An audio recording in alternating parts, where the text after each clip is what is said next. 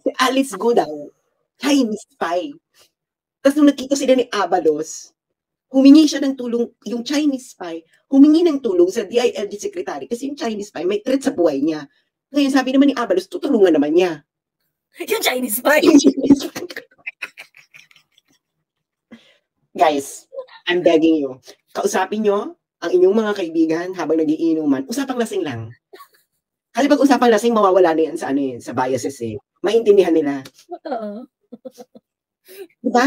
Ako talaga na parang, yung Chinese spy, humingi ng tulong kay DILG secretary kasi meron daw siyang threat sa buhay niya. Sabi naman ni Abel, so tulungan niya yung Chinese spy na humingi ng tulong na may threat sa buhay niya. Ha? Hindi. Nagkabulbulay. Sabi niya ni Inday, nagkabulbulay.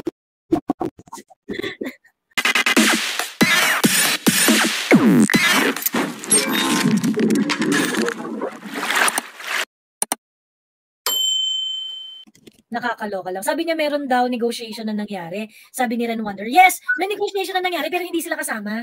Hindi kasama si Torion, si Marbil, or si Ben Abalos. Ayun. So yun, yung tinutukoy nila na tinabunan din, yun yung ultimatum na hukay nila ulit. Diyos me. Bakit naging ano? Bakit malab na ang utak dito tumatambay sa akin? Kabubuhan talaga ang reasoning ng PNP po. Grabe no, alam mo, sobrang nakaka-disappoint yung... yun yung sinasabi ko sa mga pulis na parang, is this acceptable to you? Grabe yung pinagdaanan ninyo na pag-revamp ng image ninyo at ng public image and reputation. And now, you are reduced to this. Colonel Jean Fajardo, you are reduced to a liar. Diba? Nahuhuli ka sa sarili mong bibig na yung mga sinasabi mo nagkakanda buhol-buhol na. Masaya po kayo na ganyan kayo. Diba? Ayun. May mga ano daw, ang sabi marami daw mga retired na involved dito sa negotiation na ito. Nung kay Pastor Kibuloy. The other big lie of Fajardo is that PNP isn't being allowed entry in certain buildings when they had forced themselves in since day one. That tale will only work for ignorant fools. Correct. Yeah, pero ano yan grabe yan. Yan talaga pinaninindigan nila. Anong building? Pakituro po yung building. Sabi daw parang ang suspensya daw baka daw yung SMNI studio. Bakla. May record lahat ng pinasukan yung building. Pinapanood namin ng live stream. Naka-video lahat. Diyos me. Ayun. So yung kasinungalingan din kasi na sa KOJC compound na huli si Pastor. Kasi ako yan yung una kong inalam eh. Yan yung unang pinagtanong-tanong ko eh. Na sa KOJC ba nahuli? Kasi kung sa KOJC nahuli, magkakaroon ng brownie point talaga si Torre. Kasi ibig sabihin, yung reasonable belief niya is reasonable. Kung doon sa KOJC compound, nagtatago si Pastor. Yes, pero hindi nga. Kaso hindi nga. Ayun. So yung reasonable niya, hindi talaga reasonable. 'Di ba? So ibig sabihin, pati yung whether it is necessary and reasonable, yung dami ng tao and whatnot, ganyan, now it becomes unreasonable because you have failure of intelligence. 'Di ba? Ayun.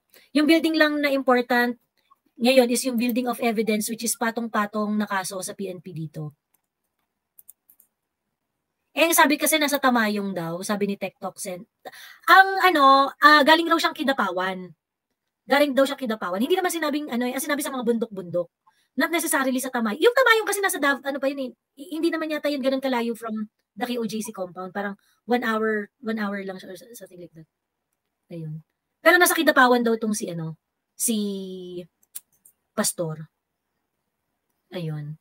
Saan na ba yun? Sa Kidapawan. Hindi rin siya sa Tamayong. Pero kasi next na nilang susugurin yung Tamayong. After maka 1 month daw nila dyan sa KOJC compound. Yun ang isusunod nila sa Tamayong. Ayun Kidapawan, North Cotabato si Pastor kasama na ang ISAF tapos nag-travel passing through Old Airport. Adjacent sa hangar ng KOJC, dinala na kaagad sa GHQ.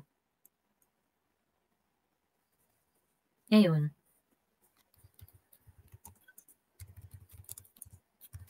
Ayun lang. So, ay teka, Sas, bago tayo magpaalam, narinig mo yung narinig mo yung pinublish ng Inquirer na article na communication ng China at saka ng Malaysia? Nakamute ka? Ano nakalagay? Kasi nag-publish itong Inquirer August 29. Tapos sabi ngayon nito ng writer ng yung Malaysia nakakatikim na rin sila ng bullying ng China, ganyan-ganyan.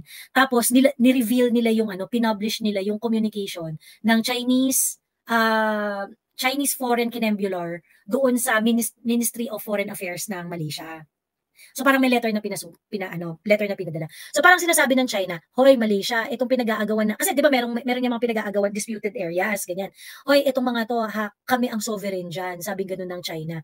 Kami ang may-ari niyan. Ano exact wording? Eto. Teka. So ngayon, kiniklaim ngayon ng Filipino article na yon na binubuli ng China ang Malaysia. Nag-react yung Malaysia. Nag-react box yung Malaysia. Teka, saan ba yun?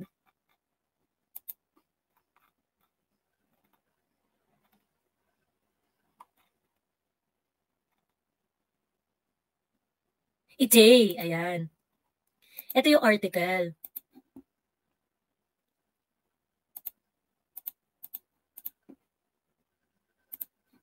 Ayan. Ang article title is Malaysia Gets Taste of China West Philippine Sea Bullying. Ayan. So, pinublish nila itong bakit West Philippine Sea? Malaysian waters yun. Oo. Ayan. Tapos, ito yung two-page communication addressed to Malaysian Embassy in China stressed that Nangkang Ansha and Baikang Ansha are both part of Nansha Kwandao or Spratlys Island where 6 countries have overlapping claims. Nangkang Ansha and Baikang Ansha are collectively referred, wait, ano ba yan? Okay. Ito yung ito. China Ministry of Foreign Affairs, Beijing pointed out that Kuala Lumpur's action infringed on China's sovereignty in areas covered by its illegal 9, now 10-dash line. Mali naman yan kasi wala namang nakalagay dyan na 10-dash line. Ito yung Nansha yun. Magkaiba yung Nansha sa 10-dash line anyway. Ayan. So, anyway, ito na nga, parang pinublish niya ito yung communication. Two-page document address, Kinembulor. Ganyan. So, communication to ng two sovereign nation. Pero, in Chinese. In Chinese. So, hindi nila pinublish yung English. Bakit magbibigay ang China ng in Chinese sa Malaysia? Ano sabi ng Malaysia? Di nagalit ang Malaysia. Sabi ng Malaysia. Nagalit ang Malaysia. Sabi ng sa atin. Sa atin! Ayun daw, sabi ng Ministry of Foreign Affairs refers to an article published by a Filipino media portal dated 29 August 2024. This article pertains to a diplomatic note from the Ministry of Foreign Affairs of People's Republic of China addressed to Malaysian Embassy in Beijing on February 18, 2024. The ministry views the leak of this document, which constitute an official communication channel between the two countries, with grave concern. In this context, the ministry is conducting an internal investigation into this breach of classified information. The ministry will also file a police report to enable an investigation by the relevant authorities to be undertaken promptly. Ayan. Ayun, ituloy mo yung dulo. Yung dulo mi. Ay, sige, okay. Hindi napansin ko ayan no. Ito. Malaysia and the People's Republic of China share close and active bilateral relations. Both countries are comprehensive strategic partners and continuously initiate new efforts that could further strengthen this partnership to even greater heights. Saka anong bullying dun sa letter? Wala nga. Actually, parang sinasabi nga ng Malaysia dito, lagi kami nag-uusap ng China. At meron kami very active, comprehensive strategic partnership. Bakit sila nagaganyan Bakit tayo nangingialam? Di ba inoffer nga ng Pilipinas ang Sabah sa Malaysia, suportahan lang ng Malaysia ang, alam niyo ba yun? Yung inoffer ng Pinoy government ang Sabah sa Malaysia na ng Sabah basta suportahan yung South China Sea arbitration. Tapos sabi ng Malaysia doon, hindi nag-a-apply sa amin. Hindi nag-a-apply sa amin ang desisyon na ito. Mm-hmm. So, You know what? At tayo nakaaway, no? Naghahanap sila ng another victim. Oh, lahat tayo victim. Me too. Ito ang hashtag Me Too movement ng Pilipinas. Gone wrong. Na parang, tigilin nyo nga kami sa drama nyo. Parang ganyan ang ano ng Malaysia. Na, parang, bakit ito ko nagulid? Hindi, unang-una, bakit ikaw inquirer na nag-report, ba't hindi Malaysian papers? Oo, di ba? Bakit nangingialam tayo? Bakit nangingialam yung inquirer? Ano, bakit ikaw nag-report? Ba't hindi sa Malaysian papers ni-leak? Ikalawa, bakit yung Chinese version? Bakit hindi yung English? Hindi naman, ang China nagpapadala siya ng Chinese with English. Baka mamaya recipe ng adobo yun, ah. Yung pala yun, ano? Nakakaloka yung bandang dulo, minaloka ako, no? Sa sinabi ng Malaysia. Na pwede pala magkaroon ng bilateral, ng partnership, ganyan-ganyan. Ito naman si Rendon. Ang tawag dito, Rendon Lady. Diyos me. Akyat kung matapang. Huwag masyadong matapang sa comment section tapos hindi mo naman kaya makipagbasagan ng mukha dito sa taas. Diyos me. Rendon Lady ha, pagka paulit-ulit ka dyan, ibablock na kita. Ayun. Akyat lang. Huwag masyadong maraming sinasabi dyan pagkatapos hindi ka naman makaakyat. Dami-dami. Ano siya ma? Lady Boylet? Rendon Lady Boyet. Mga kabaklaan, di sila nakakaloka. Sabi Miss Joey, sinuko ni PACQ yung sarili niya, siya ba ang makakuha ng 10 and more money? Siyempre hindi. Ayun lang. Diyos ko Lord, nakakahiya yung ginawa ng inquirer. Oo. Sobra. Actually, nakakadalawa na tayo sa Malaysia eh. So, parang feeling ko parang ang goal natin, talagang dapat magkaaway na tayo ng Malaysia. Kasi remember yung first, yung nag-file tayo yung continental shelf sa may Palawan, yung in-expand natin siya, that it breaches yung sa mga claims ng Malaysia. Wala na. Susuportahan na ng China ang Sabah eh. Di ba grabe ang investment ngayon ng China sa Sabah? Sorry na. So, ay nako, yung the art of hashtag Me Too Philippines movement. Ayun nga. Ayan, kasi yung first na pambabadrip natin sa Malaysia, yan, we were seeking recognition for our claim to an extended continental shelf to the west of Palawan facing South China Sea. Ang tumaas ang kilay, Vietnam at saka Malaysia. O syempre, hindi pa tayo masaya sa pagkakabadrip ng Malaysia doon. Kailangan may isa pa. So ito pa yung isa. Yung dinisclose natin. Ito nakakaloka ha. Yung writer ng Inquirer nito, ito, ayan o, si Kurt. Si Kurt de la Peña. Kurt, hindi mo man lang naisip communication yun ng dalawang bansa. Hindi mo lang naisip na very, very inappropriate na hindi communication ng dalawang bansa. Hindi, saka bakit siya bullying? Hindi naman bullying yun. Talagang nag-a-assert sila ng claims sa Spratlys eh. At normal yun. So bakit bullying? True. Yun nga, naghanap ng kakampi. Alam mo naman ng mga pa-victim. Gusto nila, alam mo yun yung mga tao na kailangan merong tragedy, shared tragedy. Diba? Kasi pag may shared tragedy, mas maganda ang bonding. Mas maganda ang bonding. Di ba ganun yung mga tao may problema sa pag-iisip? Gusto nila pareha silang victim para maging friends sila, ganyan. Ayun. May tanong si Joshua Shan, sabi niya, Joey, ano difference ng custody ng ISAF versus PNP? Sino ang head ng ISAF at bakit may tiwala si Pastor Q? Yung ISAF po kasi, Intelligence Service of the Armed Forces of the Philippines. So mga military men yan. Yung PNP, of course, police. Alam natin, pagdating sa integridad, mas may integridad ang mga nasa military. Kesa sa ayun. Mga police mo rin naman ng mga maganda pa rin ang mga reputasyon and whatnot. Pero kasi mas maraming may principle sa ayun. Sa military. Ayun lang. Ano oras yung budget hearing ni Inday? Teka nga. House of Representatives.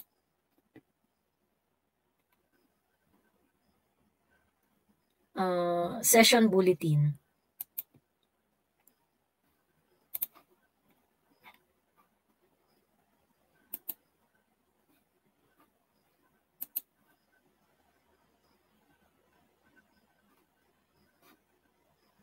Ano to? Committee Daily Bulletin.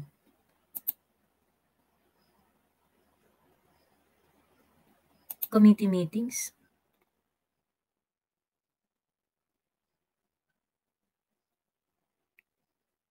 Agenda. 9 a.m. Ang aga, ah. Grabe, ah. Ang aga ng budget hearing ng OVP. 9 a.m. pala. No, kailangan pala matulog na tayo. Ayun.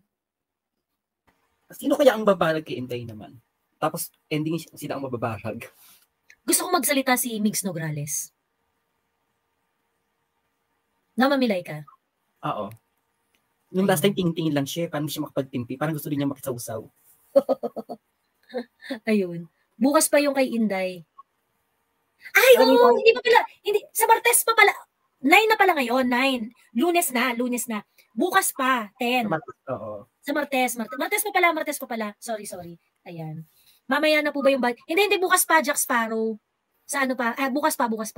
9 pa lang pala ngayon. 9 a.m. Yung parang gusto niyang bumanat, kaya rin natatakot siya, baka mabalikan siya. Ngayon si Alice Go. Quad ang mag-aano kay Alice Go, no?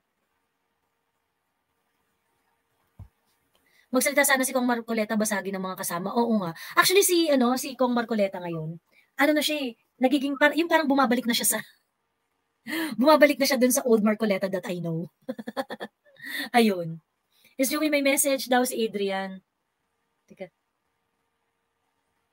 Teka, ayan.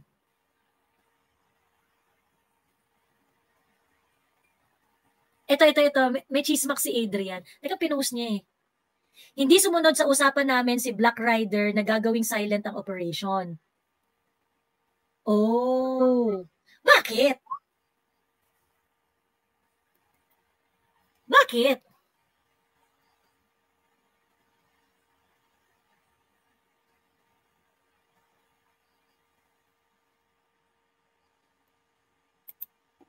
Kasi tatako siya. Reaction ng Sian Gasa's recent post. Ito naman, wala nang silbi yung mga recent post ni... Ang value ni Sian Gasa ay, ibig sabihin, yan yung bangag na kwento. Yan yung ano ba yun? Ito ba? Di nang-i-scam na naman. Yun lang yun.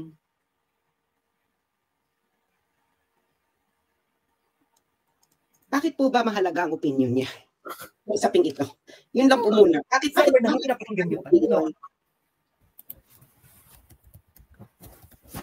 siya po ay convicted scammer. At siya po ay fugitive. Hindi niyo ba alam?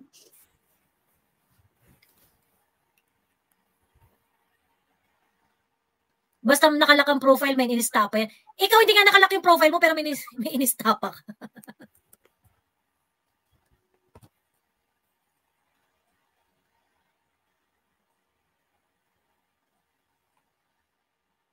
Anyway, ayun. Ang value lang ni Christian Gaza sa social media world is kung ano yung kinukuda niya, ibig sabihin, that is the paid narrative. Yun. Ayun. Para mag-grab si Abalos ang papuri dahil usapan nila ni Pastor na wag muna i-broadcast kaso atat. Para mag-grab ni Abalos ang papuri dahil usapan nila ni Pastor na wag muna i-broadcast kaso atat si Abalos. Pero hindi kasama si Abalos sa negotiation eh. Hindi siya kasama sa negotiation.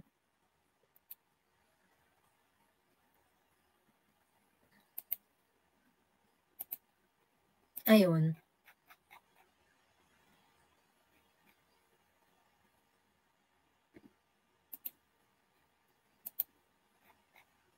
Meron bang update si Abalos? Nakakaloka si Abalos na sobrang intimidido. Yung pa rin data yung update yung nahuli na si Kibuloy. Oo. Ay, meron palang meron pala siyang, teka lang ha. Eto. Panoorin lang natin. I just want to Manila tomorrow to present myself to the wall and to discuss things with them. And then right after the press conference, I'll be taking the first flight out going to Dubai again. Because I have a commitment to meet with the president and also with chief of the Ministry of the Interior and to bring home the central auditor. So hindi siya kasama ngayon, sir, po guys? Hindi muna, aayusin pa yung kami. Mga papeles. Sir, I will be back here. Sir, about Kibuloy, saan po siya nahuli? Baka pwede isa nila makasalita na pag-usapan natin sa Malacanang na para hindi magulo yung detalye. Yung spokesperson na lang namin makasalita. Okay, thank you, sir. Maraming salamat po.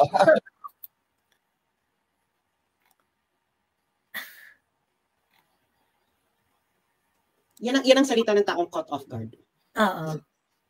Girl, if you really know the details, hindi mo na kailangang padribol-dribol. Ganito lang. Nahuli po siya sumuko po siya, lumabas po siya ng building. Ganon kaagad. Hindi yung, mamaya na po ang detalye. Bakla, naghukay na kayo. Tinabunin niyo na yung hukay. Kailangan pa ba niyo magmamaya ng detalye? Just me! Ngayon pa talaga kayo magpapadery demure dahil mindful. So, di ba nga, sa ginawa nila, imposible na kung sakaling sumuko, talagang mauuna pa sila, talagang ipapangalanda ka nila, pagsisigawan nila yung detalye, tapos talagang proud pa. Pero ngayon parang, hindi ko muna sasabihin na secret muna for the meantime. Sabihin, hindi nila alam. Wala silang alam. Si Alice ko nga pinuntahan mo pa. Hindi naman ikaw dapat ang nandun. Umepal ka pa, nagpipicture pa, at nakakaloka pa, yung pagkikita ninyo, doon na caught off guard ka rin kasi, hi, Zach. Nakita na tayo sa, ikaw pala si Alice. Ikaw talaga? Ikaw talaga. Ikaw talaga. Echosera si Avalos, Echosera, alam mo yung kunwari walang script, pero may lapel. Tapos yung lapel nakakonect dun sa napipick up nung nakukuha ng video. Echos ninyo, dami yung ebas. Parang, Tapos sabi niyo, okay na lang pa-selfie, pero yung selfie na Alice mo nakagano. Correct! Dapat, maniniwala kami na sa KOJC compound na aresto si Pastor Kibuloy kung meron siyang picture na nakagano. Kasama sila Avalos. Hindi tuloy si Risa. Si Risa tuloy, gigil niya yun, no? Hindi, kailangan ba siya sa Senate hearing? Ano gagawin mo? Pag di umatay, i-detain mo. Baka nakadetain. Nakadetain na. Diba? Hindi nalabas ng Senate hearing. Si Risa Ontiveros, naiputan ka rin sa ulo ng BBM admin. Gusto mong magpa-embas? Malay mo, Risa, pumapapel ka, di ba? Pumapapel ka, yan ang papel-papel mo ngayon para ikaw mabasbas ang maging VP. Malay mo, inuputan ka sa ulo ni Martin na, sandali lang Actually, feeling ko, baka hindi na rin kasi siya parang you're getting too much out of this deal. You better shut up, girl. Masyado ka naging kami ang bida rito, ikaw. Kasi nagiging, siya yung pinaka-nagiging, tama, mami, siya yung nagiging parang bida-bida dito ng bongge. Diba? Biruin mo, siya ang pinaka-powerful sa Senate ngayon. Diba? Siya ang pinaka-powerful sa Senate. Nagiging siya sa mga hoy, kay Alice Guo, diba? Sinita niya yung mga opisyales. At ikaw, Alice Guo, parang, Risa, parang babaeng inagawa ng boyfriend. Nagwawala. True. Ayan. Alam mo, nakakahiya tayo sa Pilipinas. Nakakahiya tayo. Actually, hindi na rin siguro maintindihan ng international media. Di ba? Ang angle ng international media, Chinese spy, ganyan-ganyan. Noong nag-uumpisa to. Ngayon naman, parang, ang balita na, parang nagugulo na siguro yung magbabasa. Parang, controversy na sinundo na nagpa-selfie with the Chinese spy. Hindi ba kayo, yung mga supporters ng administrasyon ni Risa, hindi ba kayo natatangahan na sa sarili ninyo? Chinese spy. Una ang benta, Chinese spy. Tapos kayo susunduin. Sinundo ang Chinese spy. Sa gamit ang private airplane. At nagpa-selfie at meron pang sex, meron death threat ang buhay ko. Chinese spy na may death threat ang buhay. Tangina. Ano yung nagtitreat sa buhay ng Chinese spy? Isa naman pwede dyan. Either our intelligence agency or the intelligence agency of China. So, ilalaglag niya sa dalawa. Pero hindi kayo, yung mga kamping yung kaibigan na, tanungin ninyo, di bang bentahan dyan una, Chinese spy? Bakit hindi yung Chinese spy? At sino yung may threat? Bakit yung Chinese spy? Naloloka na may threat ang buhay niya. At ang tutulong sa kanya si Avalos. Ito lang guys ha, yung mga nakikinig sa amin. May mga kakamping kayong kaibigan at mga BBM supporter. Sa inuman niya lang, inumang lasing, ano lang, usapang lasing lang. Tanongin mo, usapang lasing. Naiintindihan niyo pa ba yung ano? Parang naiintindihan niyo pa ba nangyayari? Si Alice Go daw, Chinese spy. Tapos nung nakita sila ni Abalos, humingi siya ng tulong, yung Chinese spy, humingi ng tulong sa DILG secretary kasi yung Chinese spy may threat sa buhay niya. Ngayon sabi naman ni Abalos, tutulungan naman niya. Yung Chinese spy. Guys, I'm begging you, kausapin nyo ang inyong mga kaibigan habang nagiinuman, usapang lasing lang. Kasi pag usapang lasing, mawawala na yan sa, ano, sa biases eh. Maintindihan nila. Oo. Diba? Ako talaga na parang, yung Chinese spy, humingi ng tulong kay DILG secretary kasi meron daw siyang threat sa buhay niya. Sabi naman ni Abel, so tulungan niya yung Chinese spy na humingi ng tulong na may threat sa buhay niya. Ha? Hindi. Nagkabulbul lang screen. Sabi niya ni Inday, nagkabulbul lang. Nagkabulbul na yung kwento ninyo. Ay, excited ako sa gagawin ni Inday sa September 10. Ngayon, kung Chinese pa yan, bakit pa isinoli ng Indonesia to Philippines? Eh, Chinese spy pala. Pa-leverage ko na. Koko yun. Pa-leverage ko na to sa China. May Chinese spy dito. Akong nabigay. Bakit ko ibabalik sa'yo? Pinagpipilitan nilang hindi Pilipino si Alice Guo, pero nung umalis, pinipilit na pabalikin. Oo nga. Nakakaloka. Hindi pala Pilipino. Hayaan niyo na siya umuwi ng China. Yung text. Hello, Dong. Hindi dito parang mag-deport. Hello, Bangag Pilipina. Bangag na Republika. Ay, hello po. Welcome po sa Bangag na Republika ng Pilipinas. Okay, congratulations po sa lahat. Misas, congratulations.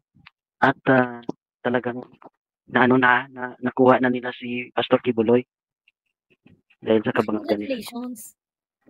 Congrats natin sila kasi show nila ngayon. Pero atin pa rin ang huling halakhak. Di ba? Sa actually, ito yung nangyari kay Mr. Abalos na sinundo talaga ng bongga-bongga talaga yun sinundo ng private jet private jet na yun. Talagang inarbor kaagad nila sa Indonesian government yung Alice Go na yun. Sabi ng Malaysia, wala pa tayo, hindi pa tayo tapos. May pa kami, gusto kaming i-barter sa kay Alice Go na yan. Parang, sabi ni Abelos, hindi. Itabi mo natin ang agreement na yan. Tukurin ko muna siya kasi show ko pa ngayon. Nasa level 10 pa tayo ngayon. Di ba? Actually, may may kapalit talaga yan yung kay Alice Go na yan. May kapalit yan na yung fugitive, yung isang Australian ngayon na pugante. Yung Australian, yung trader yata yun sa Indonesia di ba? Alam niyo yun? Yung kapalit niya supposedly, yung kapalit ulo niya. Palit ulo yun, oo. So, yun talaga ay talagang nagbibigay pa ng pressure ang Indonesian government na ipalit ulo kay Alice Go. Pero talagang wala na yung Indonesia kasi si Alice Go voluntary. Hindi mo pwedeng pigilan ng Indonesia na hindi ka pwedeng umuwi ng Pilipinas. Bakit hindi mo pipigilan sa Pilipinas ko nakatira? Wala naman akong kaso sa Indonesia. Correct. Wala na yun. Nag-voluntary uwi si Alice. Kasi ang tangi lang na makakapagpapigil diyan kung si Alice is nag-apply, for example, ng refugee status or challenge siya yung warrant of arrest niya sa Indonesian courts. Wala namang ginawang gano'n si Alice. Hindi lang ginawa si Alice oo. Iba nga, ang script, Sek, patulong ako, may death threat po kasi sa buhay ko. Yun ang script. So ngayon, talaga ba? Ganyan, okay. Puproteksyon na ka namin. Uwi. That's the bottom line. Yeah, ang tanong ngayon, Miss Tas, ay bumango ba ang pangalan at image ni Mr. Abalos sa nangyayari ngayon? O naging mas pa siya, na-destroy pa siya sa mga actuation niya ngayon? Alam mo, wala akong pakialam dyan. That's Abalos' PR's problem. I don't want to problematize his PR problem. Correct. It's not our problem to solve. Yeah. Ayun. Other naman issues yung sa kay Pastor Kibuloy. Ako nga, taga Davao ako eh. Dito sa Tamayong, it's been siguro nasa 5 kilometers away here at 7 kilometers away from Buhangin ko, KOJC. So namamonitor ko talaga yung movement dito ng actually ngayon ang Davao ngayon, yung people of Davao, talagang ngayon, very vigilant. Silent pero vigilant. Bakit? Ang sinasabi ng mga tao ngayon, pupunta ko sa mga coffee shops, ang sinasabi ng tao ngayon, pag lumala ang situation sa Davao, ang mga sinasabi nila, iba na eh. Iba na eh. Sasama talagang tao. Pag lumala ito, at talagang kung gusto talaga nilang gawin yung gusto nilang gawin sa Pastor Kibuloy, okay pa yon.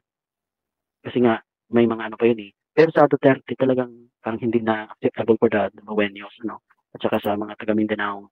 Kasi ang Mindanao kasi may culture na parang one voice, one vote, parang ganun ba?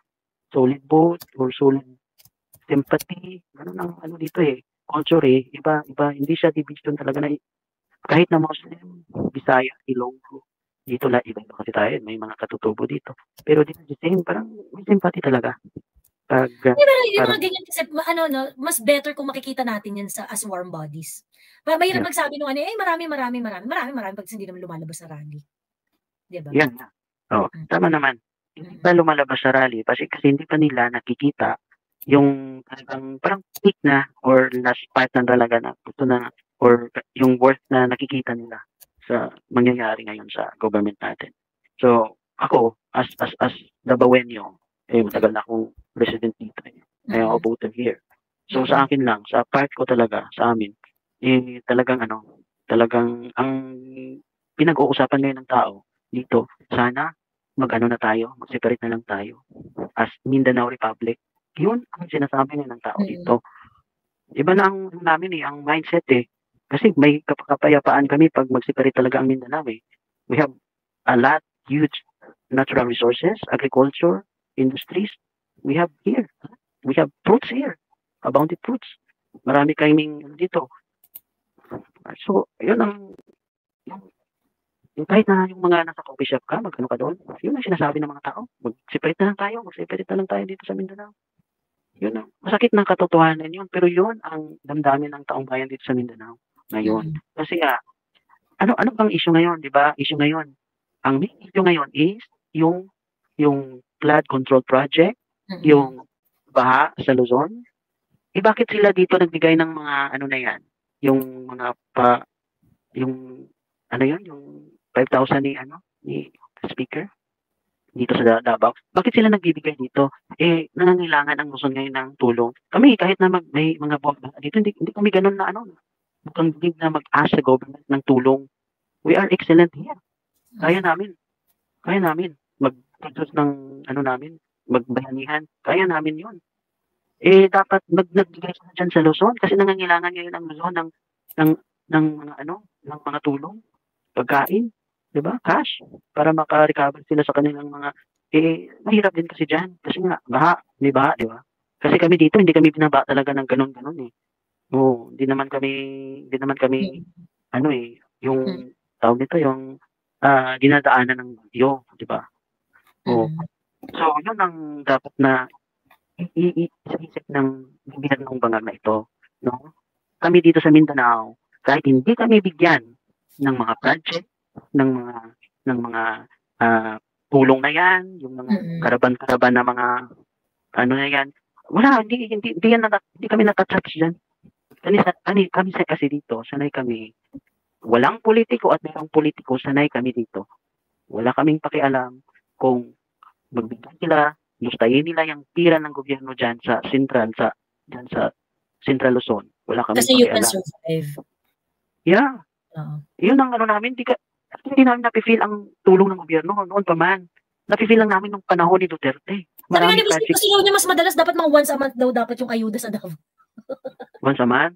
Hindi nila kung kaya nilang gawin yun. Ilang billion naman kasi yung naka-reserve speaker at saka yung asawa niya ay nasa appropriation na yun.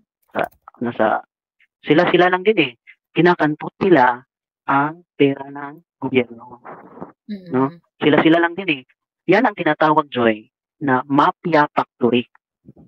Wala, sabihin nila, may mafia dito sa kasi maraming Muslim, ganun-ganun. Ang totoong mafia kayo.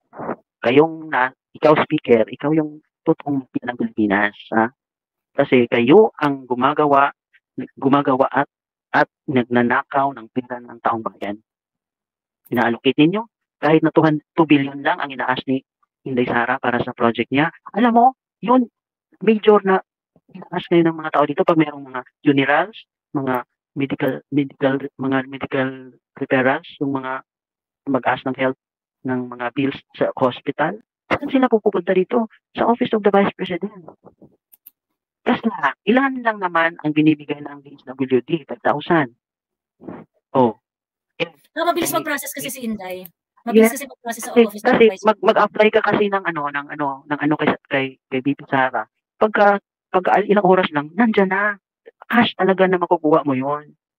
Basta, nandoon na yung mga requirements. Malaking kawalan sa amin sa taga Mindanao, pag kukunin pa ninyo yung budget ni BP Sara sa pangtulong niya sa mga tao. Napaka-grabe na talaga itong gobyerno ito. Sobra na ito.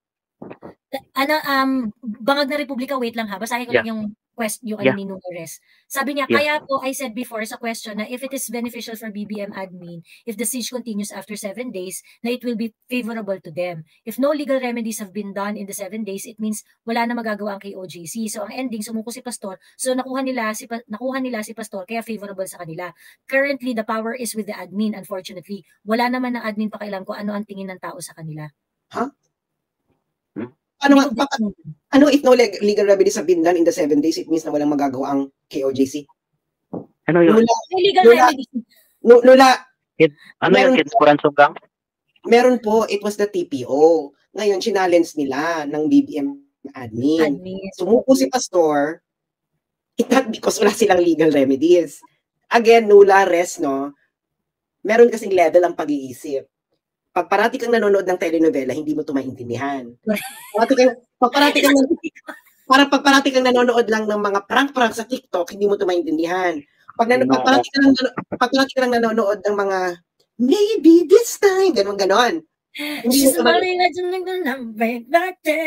mo ito maintindihan. Para maintindihan mo itong mga bagay-bagay na ito, kailangan palawakin. Hindi po masama na ating palawakin ang kaalaman ng ating utak. Okay? Alam niyo ang problema sa Pilipinas, this is now a huge problem in universities. Not just in the Philippines, but for Filipinos especially. Kasi sanay na tayong mag-social media, di ba? Hindi na tayo nagbabasa ng libro. Hindi talaga tayo nagbabasa talaga ng libro as a nation before. Tapos nadagdagan pa ng social media. Hindi pa tayo nagkakaroon ng pag-aaral ng bonggang-bongga. We are so poor in really reading, etc. Ganyan. We now have a self-induced ADHD. Yung attention ang attention span natin sobrang igsi na. We don't read at ang nangyayari we don't really process information anymore. We don't know how to process information anymore. Kaya nangyayari pag may nakita tayo, we lack background. A lot of Filipinos lack background knowledge. Because wala na, you don't read real research, ang nangyayari lang, we have become a parang fast food. Equivalent na siya ng fast food. Hindi napakinggan ni Nula yung yung conversation nung last time. I don't think you listened to it carefully. Ang sinasabi nga doon, advantageous siya after 7 days. Kasi after 7 days, there would be a lot of things that's going to unfold and more remedies will be available to KOJC. Okay. Kung nakinig ka nung hearing nung Senate nung isang araw, while the Senate itself wasn't able to achieve much, but you can actually see that the KOJC is ready to battle it out in court. Kompleto sila ng lahat ng dokumentasyon, ng lahat ng paglabag sa karapatan nila na nangyari. So hindi ko gets yung parang no remedies and nothing has been done in the 7. Kaya kapag maigsi siya, wala kang masyadong magagawang wala kang masyadong konti lang yung malilista mo na paglabag kasi 7 days lang, sumukan na si Pastor, ganyan, or less than 7 days, ganyan. Wala ka talaga listahan mo. Sa police operations, ito hindi maintindihan ng mga tao. Sa police operations, wala ka talagang legal remedy dyan habang nagkakaroon ng police operation. Dahil ang mga police, they are operating on the presumption of regularity. Ngayon, intindihin nyo itong nangyayari sa KOJC dahil mangyayari yan sa inyo. Hindi ka talaga makakakuha ng legal remedy kagad habang may police operations. Yan ang alam, yan ang tandaan ninyo. Kaya itong nangyayari, anong please explain sa si Toroli? Anong i-explain ko na Toroli? Alamin nyo to, citizen kayo, di ba? Ano ang pare-pareho nating sinumpaan sa panatang makabayan? Sige nga, babalik na naman ako dito. Tutuparin ko ang tungkulin ng isang mamamayan. Anong kasama sa tungkulin ng isang mamamayan? Aalamin mo ang batas, aalamin mo ang responsibilidad mo, aalamin mo ang karapatan mo, aalamin mo ang proseso. Responsibilidad mo yan. Ngayon, wala kang remedy pag may police operation. Ano yan? Habang ino-operate ka ng police, sa tingin mo, pupunta ka ng korte? Dahil matagal yun. Kaya nga, ang police operation, itong police operation sa KOJC, it stretch out the presumption of regularity. So thinly. So thinly. Actually, parang, ano nang ginawa? They abuse the presumption of regularity. Correct. Dahil sa haba at sa dami ng ginawa nila doon, yung test of necessity and reasonability is stretched to the limits. At dahil dinokumenta pa ng KOJC lahat ng mga pamabalahurang ginawa sa kanila. So how are you going? It's gonna be difficult for the police to defend na regular and necessary yung operations nila, especially if Pastor Kibuloy did not show up in the compound. 'Di ba? Ayun. So, ang kaya kami nagsabi ng more than 7 kasi nag-umpisa ang operation ng Saturday. Saturday, Sunday, Monday walang pasok. Walang korte ng Monday. At saka Tuesday. Saka Tuesday? Saka Tuesday. Wednesday na nagkaroon ng Tuesday wala rin pasok? Tuesday walang pasok. Monday lang? Monday lang ba? Monday lang. Friday to Monday. Yeah, Monday lang. Monday lang. Minug nga yung sabi ng Malacanang celebrating Danilo Aquino Day. Baka celebrating assassination. Anyway. So, Saturday, Monday, walang korte. So, Tuesday lang, nakapag-file. So, nagkaroon ng decision on the 5th day. Ngayon, hindi pa maintindihan ni Torre. Una, nag-alisan sila. Ngayon, pinigilan ni Abalos. Ay, hindi. Pinigilan ng Malacanang. Binigyan ng lakas ng loob ng Malacanang. Hindi, huwag kayong umalis. Ganun ang messaging ng Malacanang. Kasi ganito, nag-file uli sila. Ngayon, naglabas ng clarificatory na supplemental order si RTC. Naglabas ng supplementary order. Ngayon naman, so habang hindi pa nire-resolve yun, tuloy pa rin yung operation. So they stretch out the limits of their presumption of regularity actually. Nakatakot to. Yung presumption of regularities for 16 days. Bakla. Paano papatunayan sa korteng regular yan? Bakla. Kasi alam kong presumption of regularity, nag-operate ka, no? Tapos, may inakos kang kriminal. Tapos, yan, regular yun. May regularity. Kanina na nga, so ngayon, kaya ang payo, i-document yun lang. Document everything, make sure that, saka, yung naman nila doon, kahit naman makakuha ka dyan ng kahit ano, hindi mo man naman magagamit na ebidensya yan eh. Because those are poisonous tree. Nag-gets nyo ba kung gaano kalaki yung sinayang nila? So, sabihin natin, may ginawa talagang krimen dyan, na mayroong ganito, may ganyan. Unless you caught them on the red-handed, no? In flagrante delicto. Oo. Pero yung, may nakuha kaming yung mga incidental crimes, ako mahirap yan. True, ayun. Hi, Doc Batu. Good morning. Ayan. Bakit ito ang ating closing time? Oo nga. Doc Batu, mag-closing time? Before siguro kayo mag-closing time, meron pa akong i-add lang. Pwede. So, bakit mo nga ito si Akla? Si Renz, itong baklang Renz Grayson Daily Vlogs. Bakit mo, yung mga bakla, ang lumalabas sa bibig yung fake news at huwag piling alam ang batas. Okay, mag-debate tayo. Yeah. Ito, ina-congratulate ko talaga si Mr. Tory for being failure of intelligence yung nangyari sa kanya, no? Buti pa alam ng Dabawenyos kung nasaan si Pastor Kebuloy, pero siya, hindi niya alam. Saan na ang milyon-milyong intelligence fund na binuo siya dito? Bakit hindi niya nakuha si Pastor? Buti pa kami, alam namin na ang ruta ni Pastor ay papuntang North Cotabato at dito sa bandang boundary ng Bukidnon at Davao. Bakit wala silang information kung meron silang milyon-milyong intelligence fund na binuo dito? Baka binusa lang niya. Diba? Anyway. Kagaguhan eh. Ayan. Sige, Bangag na Republika, focus na tayo kay Renz ha. Ayan. Sabi ni Renz, may warrant of arrest from the court, wag assuming mga bobo, kulto at rapist yung patron nyo. Ngayon yung warrant of arrest mo, ano ba ang pwede niyang gawin? Ano ba ang pwedeng gawin ng warrant of arrest, Renz? Meron bang warrant of arrest with board and lodging and excavation?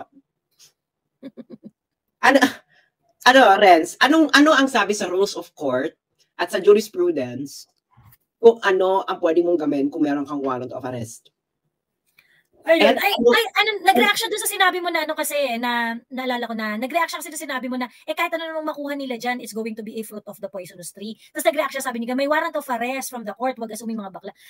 Huh? Renz Grayson, kaya siya naging fruit of the poisonous tree kasi nga walang valid search warrant. Tanga. Magkaiba yon. Hindi, sino ba itong, alam mo, akla, sumupet ka na lang. Wag kang makipagsabayan sa mga bagay na hindi mo alam. O di kulong o, nakadetain na. O ano pa gusto mong gawin? Diyos me. Ayun na hello, good morning, Doc Bato. Magandang umaga sa inyo, Tats at Joey. Na-miss ko kayo. Ikaw na ang aming pang-closing remarks. So ano ang masasabi mo sa mga kaganapan today? I-reserve ko sana ito sa ending talaga. Pero sabihin ko na yung umpisa. I wanna go a little bit spiritual, Joey and Sas. Kasi, tama. Oo, kasi di ba nung unang umpisa yan, nagla-live din tayo eh. Kasama ko, Joey, sa live mo eh. Nung unang pumutok to yung unang sugod. That's right. That's right. Hindi yung June 10 ha, yung August 14. Yes, yeah. Okay. Minomonitor ko yung weather nung time na yan at never umulan sa compound. I mean, may pag-ambon yata pero hindi talaga buhos. No? Mayroong may maulap ganyan. Nakikita ko kasi yung weather kasi yung mga ganyang operation, kagaya ng ginagawang PNP, that is also dependent sa takbo ng panahon. Di ba yung weather? Mantakin mo, after everything, umulan ngayon sa KOJC compound. I don't know if you've seen it. At yung ulan is malakas yung buhos. And to me, it was something symbolic. Kung hindi man kayo spiritual or religious, but it symbolizes something yung pagbuhos ng ulan. For me, it was a parang cleansing yung nangyari. Like to, and a start of a new beginning para dun sa mga members. No? Pero hindi rin natin dapat kalimutan yung mga nangyari. Diba? So, pagamat parang it brings a fresh start, but we still have to remember yung mga kamalian na ginawa. Yung mga wrongdoings, yung mga pang-abuso, hindi yung dapat kalimutan kasi may hustisya pa rin tayo. I still believe na masiserba ng hustisya yan. On the events, ang nakikita ko diyan, panalo ang KOJC dito eh, on the short term and long term. Panalo sila dito. Pareho.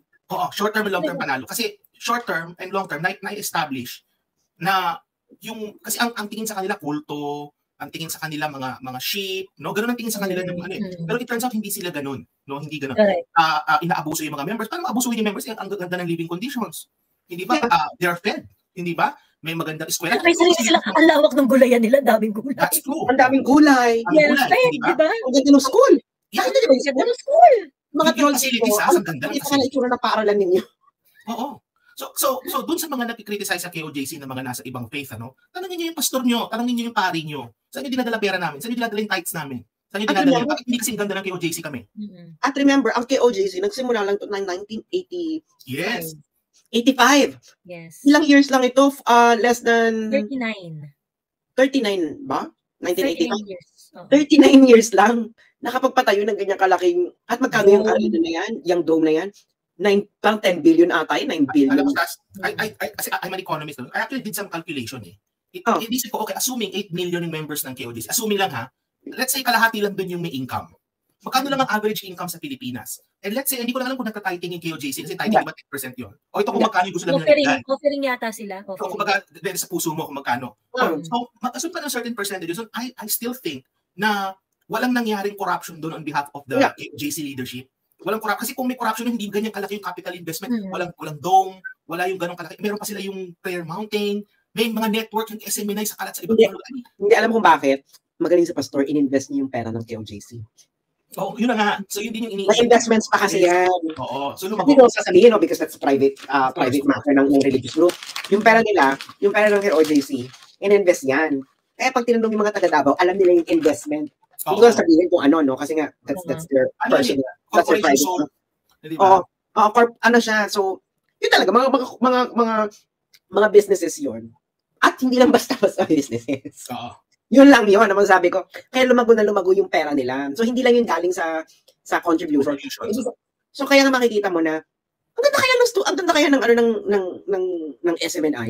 Can you imagine, nakakapagbayad sila ng mga tao sa SMNI na wala naman sila masyadong commercial. Ibig sabihin talaga, may napupuntahan pa, tapos ang dami pang scholar ng Jose Maria College. Ang ganda ng Jose Maria. Alam mo, by the way ha, ang canteen pala na I was able to speak do sa isa sa mga officials ng Jose Maria College. Di ba finreeze nila, di ba yung mga earlier challenges ng KOJC, finreeze lahat ng assets. Sabi ko nung isang official ng taga JMC, hindi siya KOJC member. Hindi lang Joey. Ang kulit ni Florence, ibabala ko lang to. Sabi, investment lang ginagamit ang mga bata manglimos sa kalsada. Bakla, sa tingin mo ba makakapagtayo ka ng 10 billion worth of domes sa palimos-limos lang. Palimos mo yung mga tao?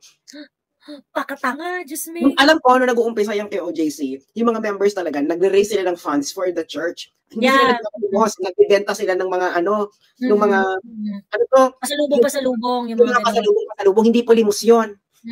Correct, ayun. Alam mo, nagsisimula sila may ganyan, pero parang they're trying to raise funds for their church. How do you want them to raise funds for their church? Lahat naman ng church, lahat naman ng nagsisimula mga church dumaan sa ganyan, no? Hello? Correct. Actually, yun nga, tapusin ko lang yung kwento ko dun sa yung sa, ang pangalan nito, yung sa nakausap ko nga na JMC official. So, finreeze yung asset nila, kasama yung mga bank accounts ng mga, ng payroll nila, ng nila, ganyan. Isa dun sa mga accounts na na-freeze ay yung bank account kung saan nila kinukuha yung pera para pakainin yung kanilang mga scholars sa JMC. So, ngayon, kasi sila pala, meron silang X number of scholars. Yung mga scholars na nila, so libre sila, pumapasok sila sa paaralan, kumakain. Oo, tapos pati pakain, ma'ams. Pati pakain. So ngayon namumroblema sila dahil naka-freeze yung mga bank accounts nila. Namumroblema sila kung paano nila pakakainin yung mga estudyante. Ngayon, ito yung mga sobrang mga injustices na ginawa sa KOJC. If they see, kasi pagka mag-freeze ka ng account based sa assessment ng anti-money laundering, you have to show the material link of such assets to the crime. There has to be a material link. Sige nga, yung bank account na nagpapakain ng mga scholar, anong link niya doon sa crime, sa sexual abuse? Hindi sa nakakaloka. Why are you accusing a religious group money laundering? But it doesn't make any sense. Una, money used by religious group ay tax-free. Hindi ko gets yung money laundering, Dr. Pat. I mean, at the end of the day, it's all about the Dutertes talaga. Oo. Hindi kasi ang feeling nila kasi yung resources ng KOJC magagamit dito. Ito ang sasandalan ng mga Duterte.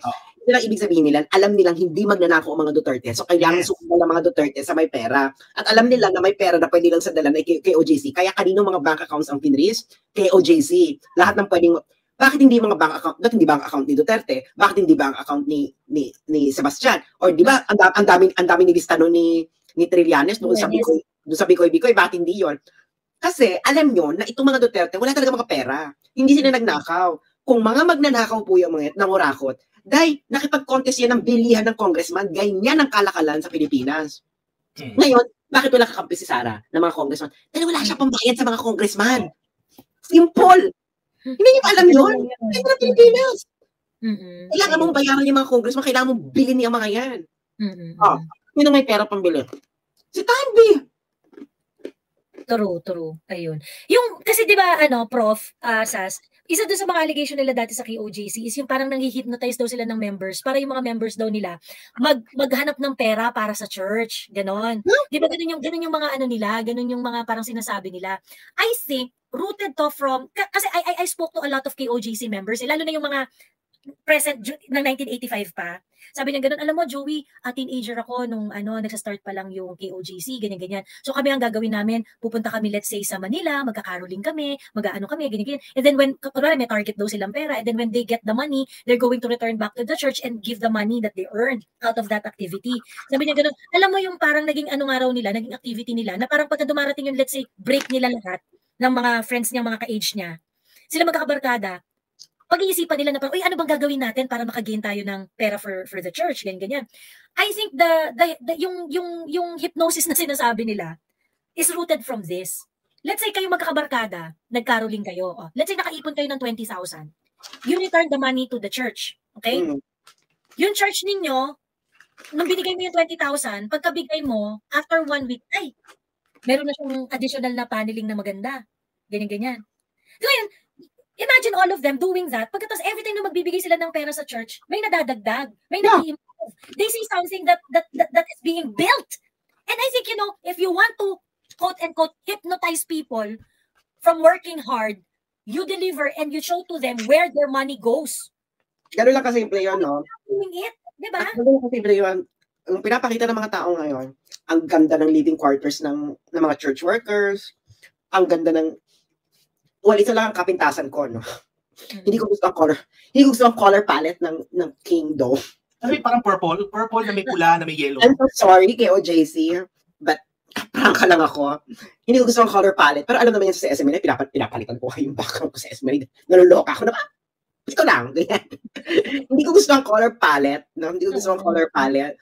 Pati, hindi ko rin gusto ang color palette ng loob ng chapel. Pero that's my personal taste. Pero other than that, nung pagpunta ko ng, hindi ko rin gusto masyado yung mga neon lights sa mga puno-puno. I'm so sorry, prangka lang ako. Pero other than that, nung pagpunta ko ng compound, at puta, sabi ko. They were able to really make the best of what they have. I know. Kaya ang sabi ko noon, pag ganun ko, Nick, ito ba yung kinakawawa, putang ina. Nakita niyo ba yung mga kulto sa States? Kung paano lumumuhay yung totoong kulto sa States? Alam mo, Sas, I've been to yung LDS, no, yung Latter-day Saints, sa Utah. I've been to Utah before. And I've seen yung tabernacle, no? Tsaka yung mga bahay ng mga Mormon friends tayo, no? Panoorin niyo yung mga totoong kulto, yung sa US. Yung naghirap na yung mga members kasi binigay na nila yung buong kayamanan nila doon sa church. Wala na sila, na-scam na sila. Ganun ang mga totoong excel ng kulto. Katulad sa China, meron isang kulto, yung sikat na sikat, yung Falun Gong. Ang issue nun, nagsascam talaga sila ng mga Nagsascam talaga, nagsascam talaga siya ng mga tao dito sa China. Tapos naloka yung China kasi ang daming nawawala ng pera. Kasi yung investment na, ay, saan pupunta? So, scam. Tapos ang ginawa ng US, bineponize yung... Ang dami yan dito, Sas. Ang dami dito. Bineponize yun ng US, ng Falun Gong. Sila yung may-ari ng Epoch Times. Ano yan, nung one time, nasa mall ako, may lumapit sa akin na Chinese person, looking, hindi ko confirm Chinese, but anyway, Asian. Talaga binalik sa mukha ko, this is a newspaper you have to read. Tapos eventually yung may-ari yung ano ng Falun Gong, yung Epoch Times, kinuha siya ng money laundering ng US. Listen to that. Last year. So ito ngayon, bakit ako tinatanong kung may WeChat, hindi ko naman kakilala. It's only for the people I know. Anyway, so pag pumunta din ako ng KOJC, na parang, parang, sabi ko, ganda. Actually, sabi ko, ang ganda ng damo. Yung talagang una-una ko, sabi ko, damo pa lang, yung damo pa lang ng KOJC compound, makikita mo nang hindi ito nangungurakot. Yes. Dahil, alam nyo, para ma-maintain nyo yung damong yon, alam nyo kung magkano ginagastos? Tanungin ninyo. Nakita, di ba nakita yung tinutulugan ng mga polis, yung green? Yeah. Hindi po yung tela, hindi po yung felt, that is real live grass. Kasi hindi siya maliit, malaki siya, malawak yung mga ang lawak eh. Malaking area ng mga damuhan na yung Bermuda grass na maintain. Tsaka yung garden. Alam mo yung garden? Actually, yung mga halaman nila talagang pedicured talaga. Yung makita mo talaga na not one leaf in, not one leaf not in. Kasi gabi ako pumunta yun, ang bango dyan, kasi nga ang daming puno dyan ng dama de noche. Yung mabango sa gabi. At kaya naalala ko yung bahay namin, no? Nung ako'y lumalaki, nung ako'y maliit pa lamang at musmus, kasi may dama de noche din kami. Bango! Sabi ko. Bango pagkagabi, oo. Sabi ni Lulupay, akala ko fake yun grass. Hindi siya fake, Lulu grass. Diba, napunta ka Jojoy, diba? Ay, akala ko kasi parang siyang carpet. Pero, pagkaano mo? Hindi ko alam kung totoo yun. Kasi parang impression ko carpet siya, parang siyang carpet. Outdoor carpet. It's real grass. Alam mo, Sas, sa totoo lang. Ang ganda. Gusto ko magturo sa JMC. So, malapit na yung aking sabbatical. Magturo ka? Mag-ano ka lang? Visiting professor? Gusto ko mag-visiting professor sa JMC. Malapit na yung sabbatical ko eh. So, may sabbatical leave ako. Kwento mo yung yung sinabi mo sa Utah, yung nakita mo yung living conditions nila. Oo, talagang kasi ang sa mga Mormons kasi talagang tights talaga sila doon, talagang they give 10%.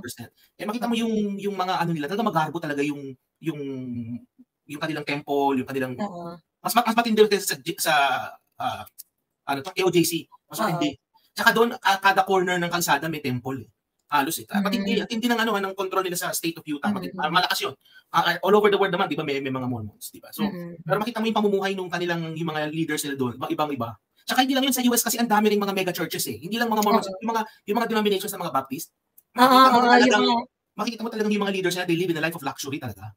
Life of luxury. May series niyan sa Netflix eh. Yung ang kasi niyan, ang eksena niya, yung sinasabing biktima ng trafficking, bakit sila residents ng US? Oo. Alam mo kasi, para magandang maging resident ka ng US, actually kahit anong Western countries, alam mo pinakamabilis para mag-approve ka. Halimbawa, nag-expire na yung visa mo, alam mo pinakamabilis para ma-approve ka, para mag-stay ka ng matagal. Paano? Sabihin mo, biktima ka ng human trafficking. Talaga? Ay girl, kahit sa Netherlands may mga ganyan. Actually, nung panahon ni Digong, ay nako, nag-eye roll na lang ako, kaya hello, ay nako, pag na-meet ko ang Dutch ambassador one of these days, meron pa niyan. Girl, ginagawa niya sa Netherlands, nag-shock po. O illegal, kasi hindi ka naman naka-register, naka-tourist visa ka. Alam mo ko, para makapag-stay siya, ginawa niya, biktima po ako ng war on drugs. Asylum! Ganun kabilis. Bakla, sabi ko, putang inang to. Nag-stay ka dito. Criminal ka. Pumunta ka dito, criminal ka. Tapos sinabi mo ng biktima ka ng war on drugs, bigla ka ng pato citizenship ka na. Totoo yan kasi establish mo lang na merong possibility na papatayin ka. Okay ka na. Yung lalo na parang ni Duterte, ang dami nakapagganyan. Oo. Ang dami nakapagganyan. Yung kinuwento ko sa inyo noon, yung pumatay dun sa tatay ni Sheikh Hasina sa Bangladesh, nandito sa Canada. Kasi ang dami. Human trafficking. Tingnan nyo yan. Tingnan nyo yan na meron sila kasi provision na pag ikaw, biktima ka ng human trafficking, may yan, humanitarian risk. Kasi dinala ka dito na human traffic ka. So ngayon, I praise you and then we're gonna protect you. Ganyan. Maraming ganyan. Maraming ganyan. Kaya, ay nako, pati, marami kong alam na sa Netherlands, no? Kasi nga parang merong ganyang pack or something to protect traffic persons, ganyan, na hindi naman nila kasalanan, ganyan. Kaya kita mo yung mga nag-complain sa KOJC doon. Path to citizenship na sila kasi ngayon ang pinakamabilis. Sabihin mo na yung traffic ka. Ano na yan? Visa for ano yan? Tigilan nyo ako, no? Maraming ganyan. Yung mga Chinatown, sa mga Western countries, pupunta sila doon, mag-expire yung visa, and then sasabihin nila, biktima po ako ng human trafficking. Kung hindi yun, dissident po ako ng China. Yun ang pinakamabilis, be. Pero meron kang kapalit, kailangan mag-ano tayo, press conference, sasabihin mo kung paano ka kinuha sa China. Pero tingnan nyo yan, human trafficking, pag mga victims ng human trafficking, for humanitarian reasons, pwede sila mag-apply ng residence permit, etc. Yun yung humanitarian angle. Meron yan sa EU, meron yan sa Canada, meron yan sa US. Kaya itong mga nagsampa ng kaso, ay, resident na, tapos kasi nga, nag-expire na yung mga visa, na TNT, at yun ang pinakamabilis. So green card na sila? Yung citizen na atang iba eh. Oo.